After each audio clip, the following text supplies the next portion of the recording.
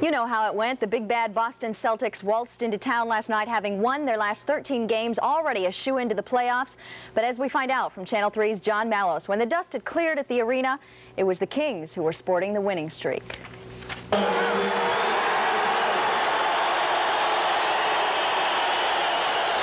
Larry Bird and the Boston Celtics brought their 13-game winning streak to Sacramento last night. 10,333 jammed the smallest arena in the NBA, and the crowd was delirious.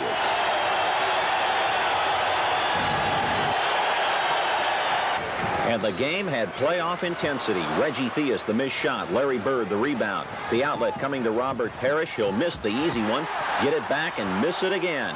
Mark Oberding, the rebound. The bullet pass down court to Reggie Theus. He'll stop and give it to Mike Woodson, who hits the jumper. 14 first-half points for Woodson.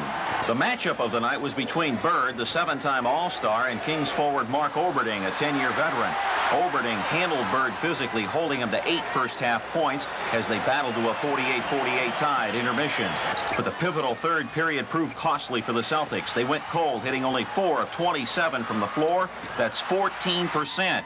Meanwhile, the Kings built up a 21-point lead by outscoring the Celtics 33-12 in the period. The catalyst was Mike Woodson, who hit 9 straight shots, 13 points in the quarter, 27 for the game. In the fourth period, though, Larry Bird came alive. He lit up the scoreboard. 20 points for Bird in the period, and he pulled the Celtics to within 3. But then Bird missed 2 costly shots from the line toward the end, while Eddie Johnson canned 2 to secure a 105-100 victory. The Celtics' drought in the third period helped snap a 13-game winning streak. We just fell apart in the third quarter there, and, you know, primarily led by my over 7 or 8 shooting. I mean, it was ridiculous. You know, it's a nice place to play. They're right on top of you, and that's the way we like it. But the difference from the night and yesterday's practice was the court seemed a lot smaller tonight than it did last night. I think that's because the crowd's on you, and it really didn't seem like a regulation court. It's probably the biggest win of the year. I just hope it can be a momentum builder, a carry over in the Atlanta game and the rest of the 31 games. The Kings have to be careful of a letdown now. Up next, Tiny Spud Webb, the slam dunk champion, and the Atlanta Hawks come calling at the arena on Thursday night. I'm John Mallows, Channel 3 Sports. That game was worth the whole season.